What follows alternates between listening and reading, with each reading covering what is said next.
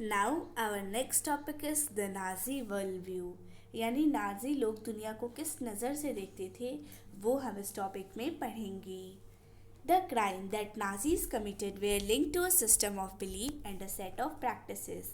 यानी जो भी क्राइम वो करते थे उसका कोई ना कोई बिलीफ होता था और कुछ सेट ऑफ प्रैक्टिसेस से वो लिंक्ड यानी कि रिलेटेड हुआ करता था। नाजी आइडियोलॉजी वो सिनोमिनस विथ हिटलर्स वर्ल्ड व्यू। यानी ये जो नाजी आइडियोलॉजी थी वो पूरी तरह से हिटलर का ही वर्ल्ड व्यू था। जिस तरह से हिटलर को दुनिया को देखता था उसी नज़र से ये जो नाजी थे वो भी दुनिया को देखा करते थे। According to this there was no equality between people but only a racial hierarchy. यानी इसके हिसाब से लोगों के बीच में कोई भी इक्वालिटी नहीं होती, सिर्फ और सिर्फ रेशियल डिस्क्रिमिनेशन होता है। आपके स्किन कलर के बेसिस पे वहाँ पे हायरार्की होती है। In this view blond, blue eyed, Nordic German Aryans were at the top while Jews were located at the lowest rung. तो अब इस सोसाइटी को भी डिवाइड किया गया था, जैसे हमारा केमिकल्स का सेटअप होता है ठीक इसी तरह से ऐसे ही यहाँ पे भी एक सेटअप था। अब सबसे टॉप पे कौन से लोग थे, तो सबसे टॉप पे थे नॉर्डिक जर्मन आर्यंस, जिनकी आइज़ ब्लू होती थी और बहुत ही अच्छे वो दिखते थे। और सबसे लोएस्ट लोएस्ट रंग पे थे हमारे ज्यूज़, यानी जो यहूदी थे वो। और सबसे ऊपर थे नॉर्डिक जर्मन आर्यंस, उनके सबसे ज़्यादा वैल्यू मिलती थी इस नाजी सोसाइटी में।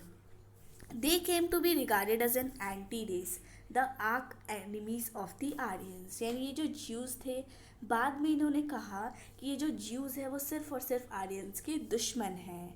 All other coloured people were placed in between depending upon their external features. यानी सबसे ऊपर नॉर्डिक जर्मन आर्यन, सबसे नीचे Jews.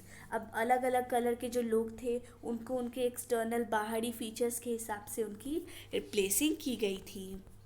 Hitler's racism borrowed from thinkers like Charles Darwin and Herbert Spencer. यानी दो थिंकर्स भी थे उनके पास, दो सलाहकार थे, और जो भी उनके पास ये रेसिज्म का आइडिया आता था ये यही दो लोग देते थे। एक थे चार्ल्स डार्विन और दूसरे थे Herbert Spencer. Darwin was a natural scientist who tried to explain the creation of plants and animals through the concept of evolution and natural selection। यानी इनमें से जो डार्विन थे वो सिर्फ और सिर्फ एक नेचुरल साइंटिस्ट थे जिन्होंने creation of plants and animals के टॉपिक को एक्सप्लेन करने की कोशिश की through the concept of evolution. फिर आते हैं हॉबर्ट स्पेंसर पे। Herbert Spencer later added to the idea of survival of the fittest.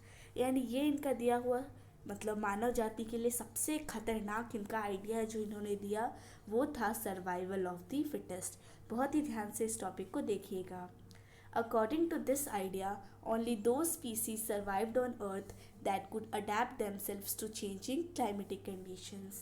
यानी इस आइडिया के हिसाब से इस अर्थ पे सिर्फ उन्हीं लोगों को जीने का हक है जो अपने आप को आसपास की बदलती हुई क्लाइमेटिक कंडीशंस के हिसाब से अडेप्ट कर सके।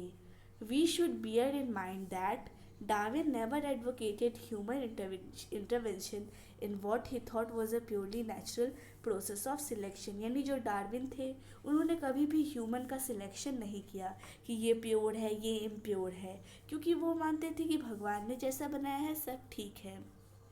However, his ideas were used by racist thinkers and politicians to justify imperial rule over conquered people। अब उनका जो आइडिया था वो कम्युनिस्ट पार्टीज़ ये सब यूज़ करते थे, पॉलिटिशियंस यूज़ करते थे ताकि वो अच्छे से अपने इम्पीरियल रूल को जस्टिफाई कर सके। The Nazi argument was simple. Nazi का आर्गूमेंट सिंपल था, यानी एक ही सिंपल सा उनका फंडा था। The strongest race would survive and the weak ones would perish. यानी जो सबसे अच्छे हैं वो जिएंगे। अब सबसे अच्छे कौन है? नॉर्डिक जर्मन आर्यंस, और उनमें भी जो फिट है सिर्फ और सिर्फ वही। और वीक वंस में हमारे ज्यूज़ जिप्सीज ये सब का जो कम्युनिटी है उनके हिसाब से ख़त्म होनी चाहिए। जो ताकतवर है वो रहेगा, जो कमज़ोर है वो जाएगा। The Aryan race was the finest. यानी सबसे अच्छा आर्यन रेस को माना जाता है। अब इनके लिए एक रूल होता था कि आपको अपनी प्योरिटी को मेंटेन करना है, आपको स्ट्रॉन्ग करना है और साथ ही साथ वर्ल्ड को डोमिनेट भी करना है। The other aspect of Hitler's ideology related to the geopolitical concept of Lebensraum और लिविंग स्पेस। तो साथ ही साथ उन्होंने आइडिया दिया जो कि था जियोपॉलिटिक्स से रिलेटेड, जिसका कॉन्सेप्ट का नाम था लेबेंसराum या फिर living space. He believe that new territories had to be acquired for settlement, यानी वो चाहते थे कि सेटलमेंट करे लोग, तो अब सेटलमेंट के लिए नई नई टेरिटरीज चाहिए। This would enhance the area of the mother country, और अगर वो अलग अलग टेरिटरी को कॉन्क्यूर करेंगे तो साथ ही साथ उनकी जो जर्मनी है उसका एरिया भी बढ़ेगा, जिससे ज़्यादा लोग होंगे और बहुत सारी इस तरह से डेवलपमेंट्स होंगी। It would also enhance the material resources and power of the German nation. अब इन्होंने किसी टेरिटरी पे कॉन्क्यूर किया तो उस टेरिटरी के जो भी लोग हैं, जो भी रिसोर्सेज हैं, सब इनके होंगे, तो इससे इनके जो मटेरियल रिसोर्सेज हैं और जो पावर है वो भी इन्हेंस होंगे, सूथ होंगे। Hitler intended to extend German boundaries by moving eastwards to concentrate all German geographically in one place. यानी हिटलर जो है उसने ईस्ट साइड में अपनी जर्मनी की जो बाउंड्रीज थी उसे एक्सटेंड किया ताकि वो जर्मनी को जोग्राफिकली बड़ा कर सके। Poland became the laboratory for this experimentation. अब इसी एक्सपेरिमेंट के लिए पोलैंड जो है वो उसका लेबोरेटरी बना। आगे देखते हैं establishment of the racial state, यानी रेस के बेसिस पे जो कास्ट सिस्टम, जो सोसाइटी सिस्टम इन्होंने बताया था, जो सोसाइटी को सिचुएट किया था, लोकेट किया था, किस तरह से उसका इस्टेब्लिशमेंट हुआ वो हम पढ़ने वाले हैं। Once in power, the Nazis quickly began to implement their dream of creating an exclusive racial community of pure Germans by physically eliminating all those who were seen as undesirable in the it extended empire। यानी इनका एक simple सा तरीका था कि अगर उन्हें अपनी सोसाइटी को क्लियर बनाना है तो सबसे पहले ये रेशियल कम्युनिटी ज़रूरी है। अब जो भी लोग हायर सोसाइटी के हैं यानी नॉर्डिक जर्मन आर्यंस, एक तो वो, और साथ ही साथ नॉर्डिक जर्मन आर्यंस में सब नहीं, सिर्फ और सिर्फ वो जो फिट है फिजिकली, ठीक है। अब जो भी हैंडीकैप्ड है, जो भी ब्लाइंड है, जो भी डीफ है, जो भी डम्ब है, किसी को भी अगर कोई भी फिजिकल प्रॉब्लम है तो उन्हें कंसाइडर कर दिया जाता था अनडिज़ायरेबल। अब इन अनडिज़ायरेबल्स के साथ वो क्या करते थे, उन्हें एलिमिनेट यानी मार दिया करते थे, क्योंकि उनका मानना यही था अगर सोसाइटी को स्ट्रॉन्ग बनाना है तो इन अनडिज़ायरेबल्स को हटाना पड़ेगा। Nazis wanted only a society of pure and healthy Nordic Aryans, यानी नाजीज को ऐसी सोसाइटी बनाना चाहिए थी, सिर्फ ऐसी सोसाइटी चाहिए थी जिसमें नॉर्डिक आर्यंस हो जो कि पूरी तरह से प्योर हो और साथ ही साथ हेल्दी भी हो, कोई भी फिजिकली हैंडीकैप ना हो। और ये जो सिर्फ नॉर्डिक जर्मन आर्यंस थे, पूरी सोसाइटी में सिर्फ इसी क्लास के ग्रुप को डिज़ायरेबल कंसाइडर किया जाता था। Only they were seen as worthy of prospering and multiplying against all others who were classed as undesirable। यानी माना जाता था कि इन्हीं लोगों की वजह से हमारी जो इन्हीं के पॉपुलेशन में इन्हीं के मल्टीप्लाई होने से हमारा फ़ायदा होगा इन the comparison of those undesirable. This means that even those Germans who were seen as impure or abnormal had no right to exist। तो इसका मतलब जो नॉर्डिक जर्मन होने के बावजूद भी जो इम्प्योर माने जाते थे, जो एबनॉर्मल माने जाते थे, या फिर जो जर्मनी वाले लोग थे, अगर वो भी इम्प्योर या एबनॉर्मल हुआ करते थे तो उन्हें भी जीने का कोई अधिकार नहीं हुआ करता था। Under the Euthanasia program, Helmut's father, along with other Nazi officials, had condemned to death many Germans who were considered mentally और physically unfit। तो अभी हमने जो ऊपर पढ़ा था सबसे फर्स्ट में हेलमुथ 11 साल के बच्चे की स्टोरी, तो उसी के बारे में बता रहे हैं। तो ये जो है इन्होंने जो डेथ की थी वो सिर्फ और सिर्फ एक रूल के अंदर की थी। कौन सा रूल? जिसका नाम है इथूसिया प्रोग्राम। ठीक है, ये जो इथूसिया प्रोग्राम है इसी के अंडर उन्होंने किया था। वो और साथ ही साथ कुछ और नाजी ऑफिशियल्स हैं, उन सबको डेथ की सज़ा सुनाई गई थी जिन्हें मेंटली या फिजिकली अनफिट समझा जाता था। Jews were not only community classified as undesirable, यानी ज्यूज़ थे सिर्फ वही कम्युनिटी नहीं थी जिन्हें हम अनडिज़ायरेबल कहा करते थे, और भी कम्युनिटीज़ थी जैसे कि जो जिप्सीज़ हुआ करते थे, जो ब्लैक हुआ करते थे, जो कि नाजी जर्मनी में रहा करते थे, उन्हें रेशियल इन्फीरियर्स कंसाइडर किया जाता था और साथ ही साथ उन्हें थ्रेटन किया जाता था। और ऐसा माना जाता था कि in the comparison of Nordic German Aryan वो इम्प्योर है। दे वेयर वाइडली प्रोसिक्यूटेड, यानी बहुत ही ज़्यादा प्रोसिक्यूट किया जाता था उन्हें. Even Russians and Poles were considered sub human and hence undeserving of any humanity. यानी जिप्सीज और ज्यूस तो थे ही, साथ ही साथ रशियंस और जो पोल्स थे उन्हें भी वैसा ही कंसाइडर किया जाता था और उनके लिए कोई भी इंसानियत नहीं थी वहाँ पे. When Germany occupied Poland and parts of Russia, captured civilians were forced to work as slave labor. अब इन्होंने पोलैंड को ऑक्युपाई किया, तो जिस भी टेरिटरी को ये ऑक्युपाई करेंगे वहाँ के लोग तो अब इनके होंगे, तो वहाँ पे जो भी सिविलियंस थे उन सबको फोर्स करके इन्होंने स्लेव बना दिया. Many of them died simply through hard work and starvation. अब इन्हीं स्लेव्स में ज़्यादातर को खाना नहीं दिया जा करता था, इसी वजह से ज़्यादा काम करने की वजह से और भूखमरी की वजह से उनकी मृत्यु हो गई. Jews remain the worst suffers in Nazi Germany. यानी नाजी जर्मनी में जिसको सबसे ज़्यादा सफ़र करना पड़ता था वो होते थे Jews. Nazi hatred of Jews had a precursor in the traditional Christian hostility towards Jews. यानी ये इनके पास एक कारण भी था, वो जो कारण जो था वो ट्रेडिशनल था. ठीक है. They had been stereotyped as killers of Christ and usurers. यानी आपने देखा होगा, चर्च आप गए होंगे तो वहाँ देखा होगा कि फादर जो है वो सूली पे लटके थे. सूली पे लटके होते हैं, मतलब फांसी लगी होती है उन्हें. तो अब क्यों लगी उन्हें? तो ऐसा माना जाता है कि उनको सुसाइड करने पे मजबूर किया था इन ज्यूज़ ने, और इन्हीं ज्यूज़ की वजह से ऐसा हुआ है. इसी वजह से इन ज्यूज़ को स्टेरियोटाइप किया जाता है. They survive mainly through trade and money lending. यानी उस टाइम में ज्यूज़ को उनके पास कोई भी लैंड ही नहीं होती थी, उनके पास अधिकार ही नहीं था कि वो लैंड खरीद सके.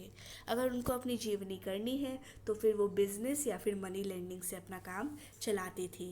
दे lived in separately marked areas called ghettos. यानी अलग से रहने की जगह भी होती थी जिसे क्या नाम दिया गया है, ghettos. They were often persecuted through periodic organized violence and expulsion from the land. यानी आमतौर पर उसे प्रोसिक्यूट किया जाता था, उनके वायलेंस हुआ करता था, यानी बहुत ज़्यादा ज्यूज़ के साथ सफ़र उनको करना पड़ता था. However, Hitler's hatred of Jews has based on pseudo-scientific theories of race, which held that conversion was no solution of the Jewish problem. It could be solved only through their total elimination. यानी Hitler की जो नफ़रत थी Jews के खिलाफ वो एक pseudo scientific theory पे बेस थी. अब सीडो साइंटिफिक क्या होता है? Pseudo scientific is a theory जिसे जो साइंस से रिलेटेड होती नहीं है, पर हम कहते हैं कि ये साइंस से रिलेटेड है. तो हिटलर जो था वो भी ऐसे ही, उसने भी एक थ्योरी बना दी रेस की कलर्स बेसिस पे, और ये जो थ्योरी थी उसने उसे सीडो साइंटिफिक, यानी वैसे तो वो साइंस से रिलेटेड नहीं थी पर उसने कहा कि ये साइंस से रिलेटेड है. और उसने ऐसे कहा कि ये जो ज्यूइश प्रॉब्लम है, यानी ये जो ज्यूज़ हैं, इनसे छुटकारा पाने का कोई भी तरीका नहीं है. अगर हमें इस ज्यूइश प्रॉब्लम को ख़त्म करना है तो हमारे पास सिर्फ और सिर्फ एक मेथड है, वो है उनका टोटल एलिमिनेशन. यानी पूरी तरह से उन्हें सोसाइटी से मिटा दिया जाए, उन्हें मार दिया जाए.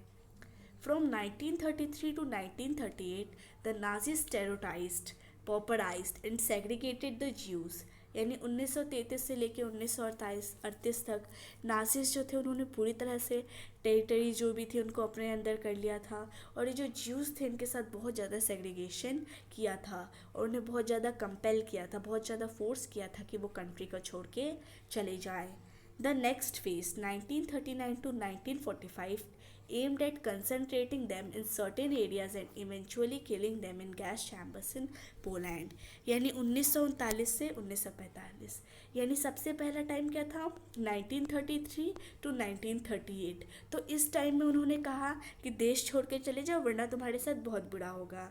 फिर दूसरा जो फेज़ था वो था 1939 to 1945.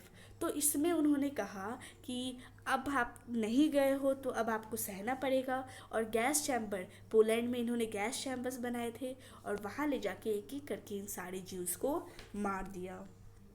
अब हम आते हैं अपने next topic the racial Utopia पे. अभी हमने देखा कि किस तरह से उन्होंने रेशियल स्टेट को एस्टेब्लिशमेंट किया, और अब हम देखेंगे किस तरह से इन्होंने रेशियल उटोपिया किया. So under the shadow of war, यानी जब सेकेंड वर्ल्ड वॉर चल रहा था उसी की बात हो रही है। तो उसी वॉर की छाव में the Nazis proceeded to realize their murderous racial idea, यानी इसी टाइम में उन्हें रियलाइज़ हुआ कि अब हमें बहुत सारे मर्डरस और रेशियल आइडियल करने पड़ेंगे। Genocide and war became two sides of the same coin, यानी अभी जीनोसाइड यानी लोगों को बहुत ज़्यादा स्केल पे मारना या फिर लड़ाई करना, अब एक सिक्के के ही दो पहले बन चुके थे, यानी या तो वो वॉर करते थे या फिर लोगों को मार दिया करते थे। Occupied Poland was divided up, यानी जिस पोलैंड को उन्होंने ऑक्युपाई किया था उसे इन्होंने डिवाइड कर दिया। Much of north western Poland was annex to Germany, यानी ज़्यादातर जो नॉर्थ वेस्टर्न पोलैंड था उसका हिस्सा किसने अनेक्स किया, किसने ऑक्युपाई किया, जर्मनी ने। Poles were forced to leave their homes and properties behind to be occupied by ethnic Germans brought in from occupied Europe, यानी जो भी पोल्स थे जो कि जर्मनी में थे उन सबको फोर्स किया गया कि आप हमारे जर्मनी को छोड़ के चले जाएं। और ये पोल्स कहाँ से लाए गए थे, Poles were brought from Europe, पर बाद में जर्मनी ने कह दिया कि आप यहाँ से निकल जाइए। Poles were then herded like cattle in other part called the general movement, the destination of all undesirables of the empire. तो अब ये जो भी पोल्स थे इनको कैटल्स की तरह, जैसे हमारे यहाँ गाय भैंस को ट्रीट किया जाता है वैसे ही इन्हें भी ट्रीट किया जाने लगा इन एक अलग ही पार्ट में जिसका नाम है जनरल गवर्नमेंट। और ये सारे जो अनडिजायरेबल्स थे, यानी जो भी इम्प्योर थे, जो भी अनहेल्थी थे, जो भी फिजिकली हैंडीकैप थे, उनके लिए एक डेस्टिनेशन था, यानी घूम फिर के उनको वहीं पे आना था। Members of the Polish intelligentsia were murdered in large number in order to keep the entire people intellectually and spiritually servile, यानी बहुत ही लार्ज नंबर पे यहाँ पे लोगों की हत्या की जाती थी। Polish children who looked like Aryans were forcibly snatched from their mothers and examined by race experts, यानी जो भी पॉलिश चिल्ड्रन होते थे, ये पोल्स के जो भी बच्चे हुआ करते थे जो आर्यंस की तरह दिखा करते थे, उन्हें ज़बरदस्ती उनकी माताओं से छीना जाता था। और उसके बाद मतलब अगर मान लो वो पोल्स के बच्चे हैं पर फिर भी वो आर्यंस की तरह दिखते हैं, और कोई भी पेरेंट तो चाहेगा नहीं कि उसका बच्चा मरे, तो जब पहले से वो आर्यंस की तरह दिखते हैं तो वो कंट्री के दूसरे पार्ट में चले जाते हैं और ऐसे एक्ट करते हैं कि वो आर्यंस हैं। तो अब इन्हें क्या किया जाता था कि इनकी मदर से ज़बरदस्ती छीन लिया जाता था, और जो भी रेस एक्सपर्ट्स थे वो इन्हें एग्जामिन करके बताते थे कि ये आर्यंस है या फिर ये पॉलिश है। If they passed the race tests, they were raised in German families, and if not, they were deposited in orphanages where most perished. With some of the large ghettos and gas chambers, the general government also served as the killing field of the Jews. यानी अगर उन्होंने उस test को पास कर लिया, यानी अगर वो आर्यन निकले तो उन्हें हाई जर्मन फैमिलीज़ की कैटेगरी में डाल दिया जाता था, और अगर वो उस टेस्ट में फ़ेल हो गए, नहीं पास कर पाए, तो इसके बाद उन्हें ऑर्फनेज में भेज दिया जाता था जहाँ पे ज़्यादा बच्चों को मार दिया जाता था। अब जो बड़े बड़े घेटोज़ हुआ करते थे, यानी जो ज्यूज़ रहा करते थे, जो भी गैस चैम्बर्स रहा करते थे, वहाँ पे जनरल गवर्नमेंट ने स्टार्ट कर दिया कि वहाँ पे वो बहुत ज़्यादा आमतौर पे कभी घेटोज़ में आग लगा दिया, इस तरह से वो बहुत सारे कारनामे किया करते थे जिससे वो ज्यूज़ को एलिमिनेट कर सके।